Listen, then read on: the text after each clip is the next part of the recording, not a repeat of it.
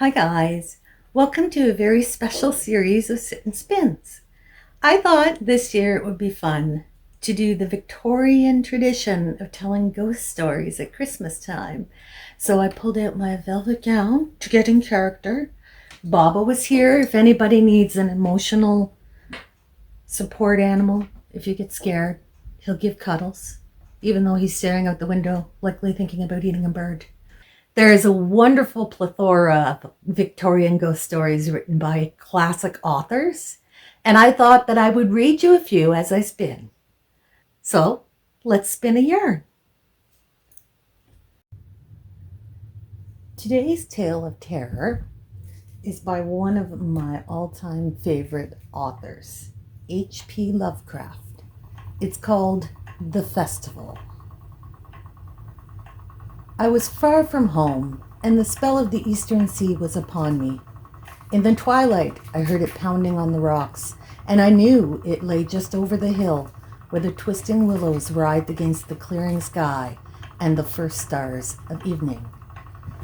And because my fathers had called me to the old town beyond, I pushed on through the shallow new-fallen snow along the road that soared lonely up to where Aldebaran twinkled among the trees.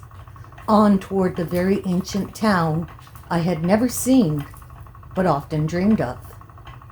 It was the Yuletide that men call Christmas, though they know in their hearts it is older than Bethlehem and Babylon, older than Memphis and mankind.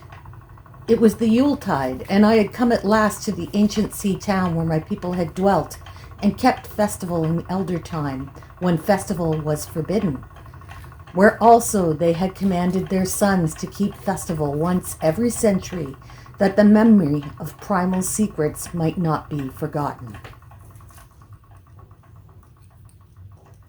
Mine were an old people, and were old even when this land was settled 300 years before. And they were strange because they had come as a dark, furtive folk from opiate southern gardens of orchids, and spoken another tongue before they had learnt the tongue of the blue-eyed fishers. And now they were scattered and shared only the rituals and mysteries that none living could understand. I was the only one who came back that night to the old fishing town as legend bade, for only the poor and the lonely remember. Then beyond the hill's crest I saw Kingsport, outspread frostily in the gloaming. Snowy Kingsport with its ancient vanes and steeples, ridgepoles and chimney pots, wharves and small bridges, willow trees and graveyards. Endless labyrinths of steep, narrow, crooked streets, and dizzy church-crowned central peak that time durst not touch. Ceaseless mazes of colonial houses, piled and scattered at all angles and levels like a child's disordered blocks. Antiquity hovering on gray wings over winter-whitened gables and gambrel roofs. Fanlights and small paned windows, one by one, gleaming out in the cold dusk to join Orion and the archaic stars. And against the rotting wharfs the sea pounded, the secret immemorial sea out of which the people had come in elder time.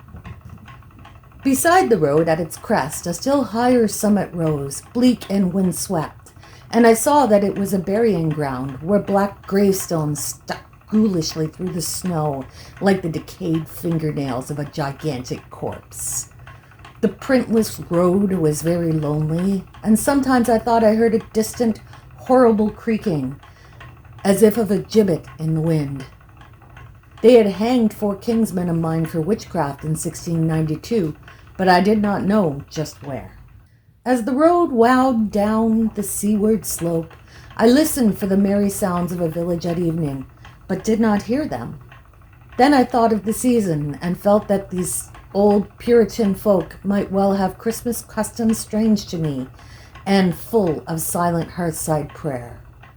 So after that I did not listen for merriment or look for wayfarers, but kept on down past the hush-lighted farmhouses and shadowy stone walls to where the signs of ancient shops and sea taverns creaked in the salt breeze, and the grotesque knockers of pillared doorways glistened along deserted, unpaved lanes in the light of little curtained windows. I had seen maps of the town and knew where to find the home of my people. It was told that I should be known and welcomed, for village legend lives long. So I hastened through Back Street to Circle Court and across the fresh snow on the one full flagstone pavement in town to where Green Lane leads off behind the market house. The old map still held good, and I had no trouble, though at Arkham they must have lied when they said the trolleys ran to this place, since I saw not a wire overhead. Snow would have hid the rails in any case. I was glad I had chosen to walk, for the white village seemed very beautiful from the hill, and now I was eager to knock at the door of my people, the 7th house on the left in Green Lane, with an ancient peaked roof and jutting second story, all built before 1650. There were lights inside the house when I came upon it, and I saw from the diamond window panes that it must have been kept very close to its antique state. The upper part overhung the narrow grass-grown street and nearly met the overhanging part of the house opposite, so that I was almost in a tunnel, with the low stone doorstep wholly free from snow. There was no sidewalk, but many houses had high doors reached by double flights of stairs with iron railings. It was an odd scene, and because I was strange to New England, I had never known its like before. Though it pleased me, I would have relished it better if there had been footprints in the snow and people in the streets, and a few windows without drawn curtains. When I sounded the archaic iron knocker, I was half afraid. Some fear had been gathering me, perhaps because of the strangeness of my heritage and the bleakness of the evening and the queerness of the silence in that aged town of curious customs. And when my knock was answered, I was fully afraid because I had not heard any footsteps before the door creaked open. But I was not afraid long, for the gowned, slippered old man in the doorway had a bland face that reassured me. And though he made signs that he was dumb, he wrote a quaint and ancient welcome with a stylus and wax tablet he carried. He beckoned me into a low, candlelit room with massive exposed rafters and dark, stiff, sparse furniture of the 17th century. The past was vivid there, for not an attribute was missing. There was a cavernous fireplace and a spinning wheel at which bent an old woman in loose wrapper and deep poke bonnet sat back toward me, silently spinning despite the festive season. An indefinite dampness seemed upon the place, and I marveled that no fire should be blazing. The high-backed settle faced a row of curtained windows at the left and seemed to be occupied, though I was not sure. I did not like everything about what I saw and felt again the fear I had had. This fear grew stronger from what had before lessened it, for the more I looked at the old man's bland face, the more its very blandness terrified me. The eyes never moved, and the skin was too like wax. Finally, I was sure it was not a face at all, but a fiendishly cunning mask. But the flabby hands, curiously gloved, wrote genially on the tablet and told me I must wait a while before I could be led to the place of festival. Pointing to a chair, table, and pile of books, the old man now left the room, and when I sat down to read, I saw that the books were hoary and moldy, and that they included old Morrister's wild Marvels of Science, the terrible Satagemus Triumphans of Joseph Galvani, published in 1681, the shocking Demorator of Regimus, printed in 1595 at Lyons, and worst of all, the unmentionable Necronomicon of the mad Arab Abdul al-Hiraz, in Olus Wormius Forbidden Latin translation, a book which I had never seen, but of which I had heard monstrous things whispered. No one spoke to me, but I could hear the creaking of signs in the wind outside, and the whir of the wheel as the bonneted old woman continued her silent spinning. I thought the room and the books and the people very morbid and disquieting, but because an old tradition of my father's had summoned me to strange feastings, I resolved to expect queer things. So I tried to read, and soon became tremblingly absorbed by something I found in that accursed Necronomicon. A thought and a legend too hideous for sanity or consciousness. But I disliked it when I fancied I'd heard the closing of one of the windows that the settle faced, as if it had been stealthily opened. It had seemed to follow a whirring that was not of the old woman's spinning wheel. This was not much, though, for the old woman was spinning very hard, and the aged clock had been striking. After that, I lost the feeling that there were persons on the settle, and was reading intently and shudderingly when the old man came back, booted and dressed in a loose antique costume, and sat down on that very bench so that I could not see him. I was certainly nervous waiting, and the blasphemous books in my hands made it doubly so. When 11 struck, however, the old man stood up, glided to a massive carved chest in the corner, and got 2 hooded cloaks, one of which he donned, and the other of which he draped round the old woman, who was ceasing her monotonous spinning. Then they both started for the outer door, the woman lamely creeping, and the old man, after picking up the very book I had been reading, beckoning me as he drew his hood over that unmoving face or mass. We went out into the moonless and tortuous network of that incredibly ancient town. Went out as the lights in the curtained windows disappeared one by one, and the dog star leered at the throng of cowled, cloaked figures that poured silently from every doorway and formed monstrous processions up this street and that, past the creaking signs and antediluvian gables, the thatched roofs and diamond-paned windows, threading precipitous lanes where decaying houses overlapped and crumbled together, gliding across open courts and churchyards where the bobbing lanterns made eldritch, drunken constellations. Amid these hushed throngs, I followed my voiceless guides, jostled by elbows that seemed preternaturally soft, and pressed by chests and stomachs that seemed abnormally pulpy, but seeing never a face and hearing never a word. Up, up, up, the eerie columns slithered, and I saw that all the travelers were converging as they flowed, near a focus of crazy alleys at the top of the high hill in the center of town, where perched a great white church. I had seen it from the road's crest when I looked at Kingsport in the new dusk, and it had made me shiver because Aldebaran had seemed to balance itself a moment on the ghostly spire. There was an open space around the church, partly a churchyard with spectral shafts, and partly a half-paved square, swept nearly bare of snow by the wind, and lined with unwholesomely archaic houses, having peaked roofs and overhanging gables. Death fires danced over tombs, revealing gruesome vistas, though queerly failing to cast any shadows. Past the churchyard, where there were no houses, I could see over the hill's summit and watch the glimmer of stars on the harbor, though the town was invisible in the dark. Only once in a while a lantern bobbed horribly through serpentine alleys on its way to overtake the throng that was now slipping speechlessly into the church. I waited till the crowd had oozed into the black doorway, until all the stragglers had followed. The old man was pulling at my sleeve, but I was determined to be the last. Then I finally went, the sinister man and the old spinning woman before me. Crossing the threshold into that swarming temple of unknown darkness, I turned once to look at the outside world as the churchyard phosphorescence cast a sickly glow on the hilltop pavement.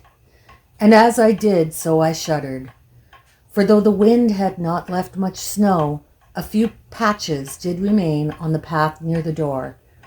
And in that fleeting backward look, it seemed to my troubled eyes that they bore no mark of passing feet, not even mine. The church was scarce lighted by all the lanterns that had entered it, for most of the throng had already vanished. They had streamed up the aisle between the high white pews to the trapdoor of the vaults which yawned loathsomely open before the pulpit, and were now squirming noiselessly in. I followed dumbly down the foot-worn steps and into the dank, suffocating crypt. The tale of that sinuous line of night marchers seemed very horrible, and as I saw them wriggling into a venerable tomb, they seemed more horrible still. Then I noticed that the tomb's floor had an aperture down which the throng was sliding, and in a moment we were all descending an ominous staircase of rough-hewn stone, a narrow spiral staircase, damp and particularly odorous, that wound endlessly down into the bowels of the hill, past monotonous walls of dripping stone blocks and crumbling mortar. It was a silent, shocking descent, and I observed, after a horrible interval, that the walls and the steps were changing in nature, as if chiseled out of the solid rock. What mainly troubled me was that the myriad footfalls made no sound and set up no echoes. After more aeons of descent, I saw some side passages or burrows leading from unknown recesses of blackness to this shaft of nighted mystery.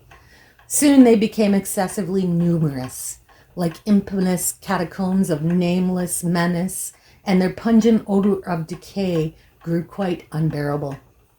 I knew we must have passed down through the mountain and beneath the earth of Kingsport itself, and I shivered that a town should be so aged and maggoty with subterraneous evil. Then I saw the lurid shimmering of pale light, and heard the insidious lapping of sunless waters. Again I shivered, for I did not like the things the night had brought, and wished bitterly that no forefather had summoned me to this primal rite. As the steps and the passage grew broader, I heard another sound, the thin, whining mockery of a feeble flute. And suddenly there spread out before me the boundless vista of an inner world, a vast fungus shore lit by the belching column of sick greenish flame and washed by a wide, oily river that flowed from abysses frightful and unexpected to join the blackest gulfs of the memorial ocean. Fainting and gasping, I looked at that unhowled Erebus of Titan toadstool, leprous fire, and slimy water, and saw the cloaked throngs forming a semicircle around the blazing pillar. It was the Yule rite, older than man, and fated to survive him. The primal rite of solstice and of spring's promise beyond the snows. The rite of fire and evergreen, light and music. And the Stygian grotto, I saw them do the rite and adore the sick pillar of flame, and throw into the water handfuls gouged out of the viscous vegetation, which glittered green in the chaotic glare. I saw this, and I saw something amorphously squatted far away from the light, piping noisomely on a flute, and as the thing piped, I thought I heard noxious, muffled flutterings in the fetid darkness where I could not see. But what frightened me most was that flaming column, spouting volcanically from depths profound and inconceivable, casting no shadows as healthy flame should, and coating the nitrous stone above with a nasty, venomous verdigris. For in all that seething combustion no warmth lay, but only the clamminess of death and corruption.